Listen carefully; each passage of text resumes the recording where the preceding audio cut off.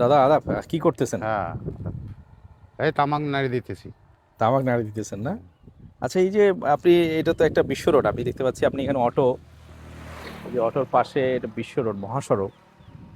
এটা হচ্ছে ডোমার নীলফামারী মহাসড়ক, তাই না? হ্যাঁ, হ্যাঁ, তো এই আপনি ডোমার নীলফামারী মহাসড়কের পাশে আপনি এইভাবে তামাক রাখতেছেন, এটা মানে রাস্তার সাইডে হ্যাঁ, রাস্তার রাখতেছি। সাইডে রাখতেছেন, এটা আসলে কি?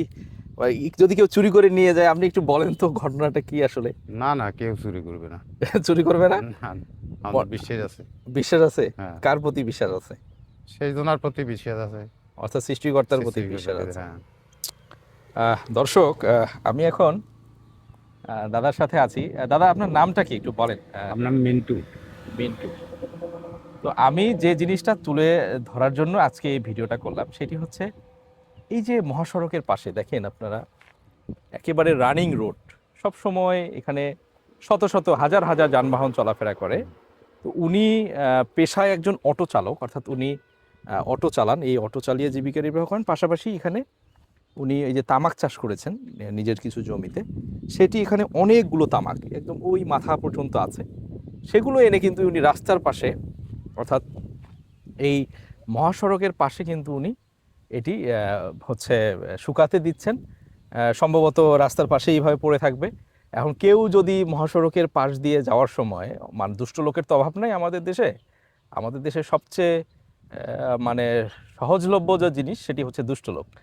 তো কেউ যদি ইচ্ছা করে, সে কিন্তু চাইলে এখান থেকে বস্তায় ভরে ভরে ওনার এই যে কষ্টার্জিত ফসল, হয়তো উনি এটাতে মাসে 3 মাস বা 3.5 মাস এরকম সময় দিয়েছেন এই ফসলটা ফলানোর জন্য, ইচ্ছা করলে কিন্তু মুহূর্তের মধ্যে, অর্থাৎ 5 থেকে 10 মিনিটের মধ্যে এটি বস্তায় ভরে নিয়ে যেতে পারে। কিন্তু উনি সৃষ্টিকর্তার উপর অগাধ বিশ্বাস রেখে এই ওনার যে কষ্টার্জিত ফসল, সেটি কিন্তু আজকে এখানে এই রাস্তার মধ্যে, মহাসড়কের মধ্যে উনি রেখে যাচ্ছেন।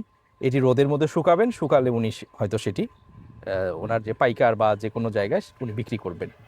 এই যে মানে অনেকগুলো খারাপ সংবাদ, অনেক মানে সম্ভাবনা নাই, কিছুই নাই, আমাদের অনেক ধরনের দুশ্চিন্তা, তার মধ্যেও এই যে ওনার যে বিশ্বাস, এটি দেখে মানে সত্যি অনেক ভালো লাগলো।